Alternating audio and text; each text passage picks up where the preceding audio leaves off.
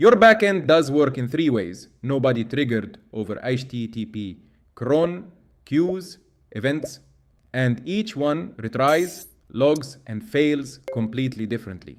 You usually find that out at 3 a.m. Let me tell you a story. Picture a small shop backend on a Friday night.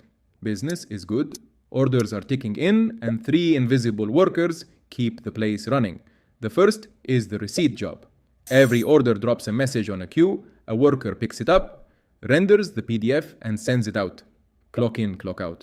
Honest work. The second is the night janitor.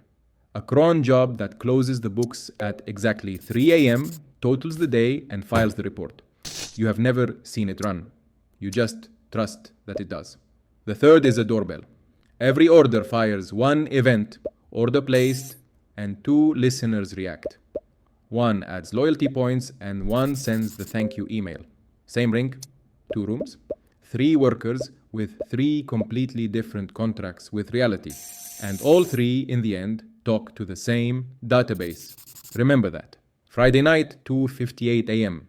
One insomniac orders a sandwich, and at that exact moment, the database decides to fail over. 2 minutes of timeouts, one outage. Watch what it does to three workers. The receipt job picks up the message, tries to load the order, and times out.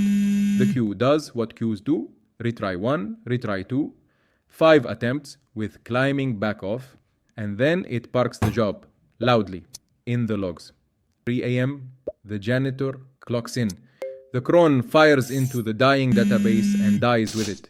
And here's the thing about cron. That is the end of the story. No retry. No record. The books stay open and the only alarm is an accountant on Monday asking a question you can't answer. And the doorbell, order placed, rang at 2:58. The loyalty listener crashes trying to write points. The delivery system shrugs and redelivers. But both listeners were sharing one bookmark. So the email listener, which already succeeded, runs again. Our insomniac gets thanked twice for one sandwich. They will never trust you again. One outage, 2 minutes, 3 completely different failure stories. Saturday morning, 3 tabs open, 3 log formats, 3 mental models of what failed even means. And that's when it lands.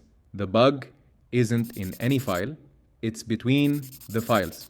You built 3 little systems for one job, background work, and each one has its own private definition of failure. The fix isn't better code in 3 places. It's one definition. The rebuild starts with one word: workload. A workload is a method, not a framework, and not a class hierarchy, just a plain method with a decorator on it. Queue workload, cron workload, event workload. 3 decorators with one machinery underneath. Every job wears the same envelope carrying its type, its payload, which attempt this is, and a trace ID.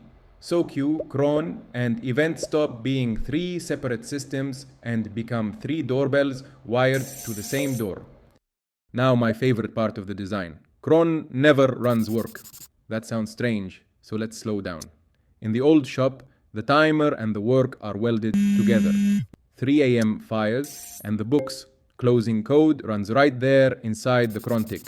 If it dies mid-run, there is nothing left. No message, no retry, and no proof it even started, because the timer was the only trigger and the timer already fired.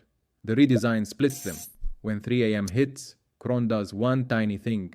It writes a message saying close the books for Friday onto the ordinary queue, wearing the same envelope as every other job. That takes milliseconds, and then cron is done. It produced a message, and that is exactly what cron is a producer means. The actual work happens when a queue worker picks that message up, exactly like a receipt job. So the book's job just inherited everything the queue already knows how to do. Retries with backoff, loud failure, and an attempt counter. And one more gift. Because the work is triggered by an ordinary message, and messages can come from anywhere, rerunning last night is not an ops adventure. You queue the same message by hand. And that is the entire disaster recovery procedure. Next, the doorbell. To fix it, you need exactly one concept: the consumer group. Events don't live in a queue. They live in a stream, which is an append-only log, like a ledger. Nothing gets handed out and deleted. Every event is written down in order and it stays there. A consumer group is a named reader of that ledger with its own bookmark. It reads an event, handles it, and moves its bookmark forward, and if it crashes before the bookmark moves, it simply rereads from the bookmark. That is the retry. Now you can see Friday's bug. Loyalty and email were one group sharing one bookmark. So when loyalty crashed, the shared bookmark snapped back and email reran with it. The fix is to give each listener its own group, 2 names and 2 bookmarks, moving independently. Loyalty can crash, retry, and give up on its own schedule, while email's bookmark never moves backward because of it.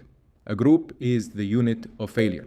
And since a group is just a name and a bookmark, adding a third reader that hears everything, an auditor, costs nothing and touches nobody. Last piece. You don't just run failure differently, you look at it differently. Every attempt writes a record, and it really is every attempt rather than every message, because the interesting thing about a retry is that there were 2. Logs stop being sentences and become event names with data. Workload failed with a type and an attempt number you can count, graph, and alarm on. And one trace ID ties the 3 a.m. parent to every child it fanned out. Same shop 1 Friday later.